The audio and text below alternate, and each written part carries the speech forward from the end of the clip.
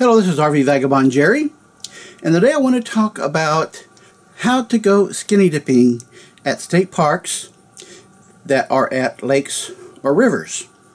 And I covered this somewhat in a video that I posted on August 10th about Lake Casablanca. And today I'm at Lake Whitney State Park, which is between Waco and Fort Worth, Texas. And I'm going to show you what my campsite looks like right out the windshield. I like to park facing the lake so that I can look out at the lake from time to time. And to the right of me is a bunch of trees hiding the campsite that's to the right of me. And then to the left of me is another campsite that is fairly close, unfortunately. But the nice thing about this campsite is that it's really a close walk to the lake. You can get in right there, and then also I can walk to the lake right there, and both points are about 60 steps from my motorhome's front door. So the main point here is to give you some tips as to how to pick a campsite that would be a good site for skinny dipping. And if you have enough seclusion, you can walk from your RV down to the water without wearing anything. However, you do want to take a towel with you, and in the event that you do happen to meet up with someone, you can quickly cover up. So I'm walking down here to my swimming place. It's pretty rocky here, so you do want to wear some good shoes, and some shoes that you can get into the water with.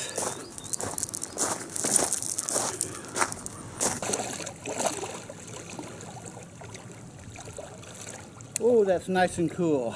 I've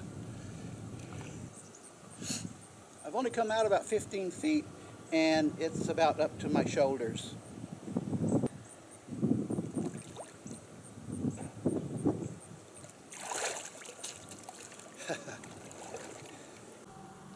So when you're signing in at the park front office and looking at the park map, deciding which campsite to pick, what you want to look for is two things. Number one is a site that is very close to the water, and number two, a site that is a fairly good distance from other sites around you. And I'm going to show you a map of this park to show you what to look for. I got in site 91 here, and the other one I went to was a 72 right here, and then the other two was a 62, and especially this space number 60 right here, where it's obviously very close to the water, and then it's a pretty good distance from the site on the left and the next site on the right.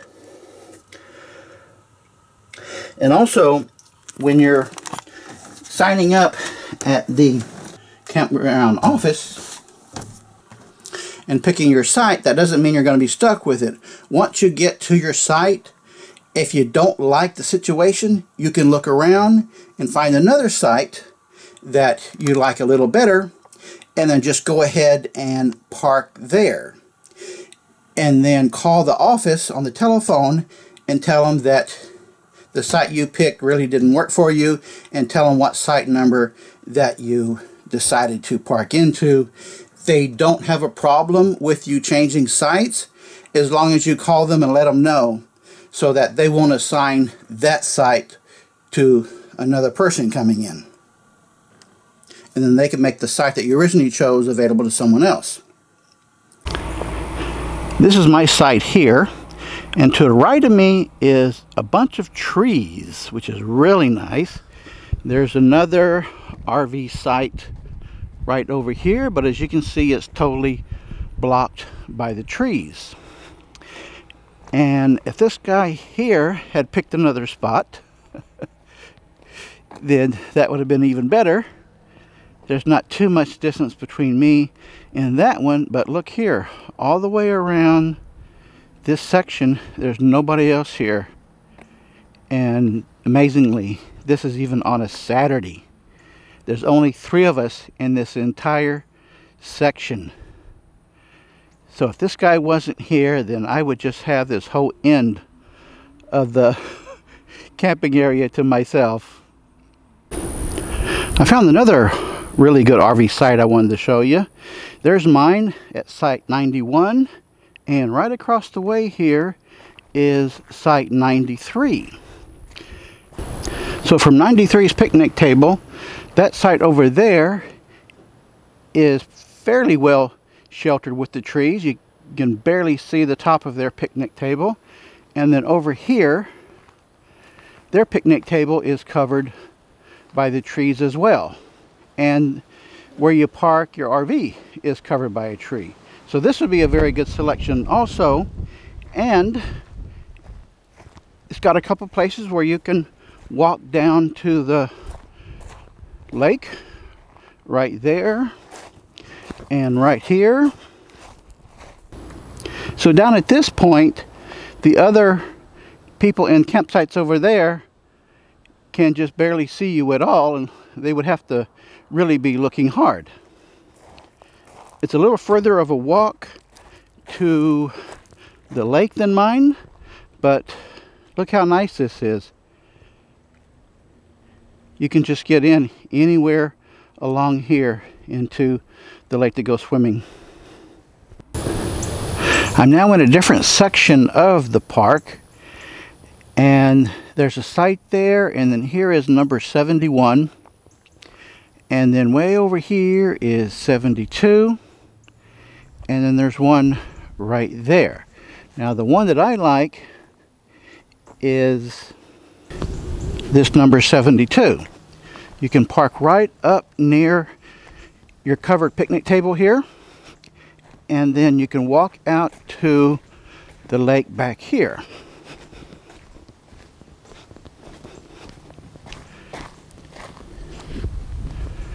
There's this pretty heavily wooded area on the trail.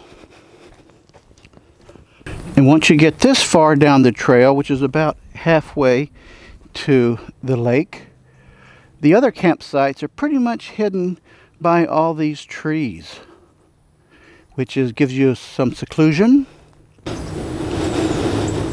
And then here you can walk right down to a place where you can get into the lake to go swimming.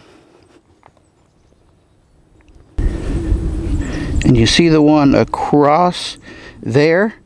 That's the one I was telling you about on the park map. I'm going to go show you that one now.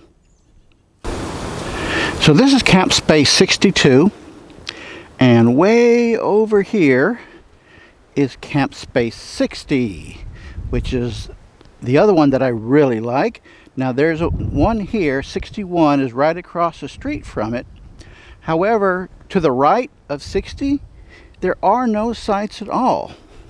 Not until you get way around the loop here, way over there. So space number 60, there's nobody to the right or the left of you to worry about. And even to the left, you've got all these trees covering the area.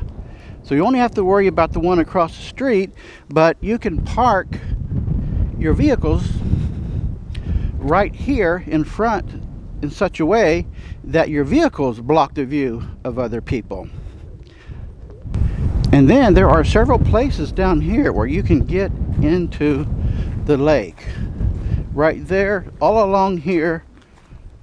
I mean, you got a lot of places where you can walk down to the lake, which is only a few steps away from your picnic table. Now the sites in this area are not RV sites. They're just for tent campers. So you can park your vehicles how you want. There's spaces there, and there are parking platforms at these others. And the reason for wanting this seclusion is not really, especially for me, preventing other people from seeing me nude. I really don't care who sees me nude. doesn't bother me at all. But what I don't want is someone else in the park complaining to the park management that they saw a naked guy. So the reason for finding these secluded places is to minimize the chances of someone complaining to the park management and they come and knock on my door. But if that happens, usually they just tell you, you know, you need to cover up and that's it. They don't like kick you out unless there's been several complaints and it's become a problem.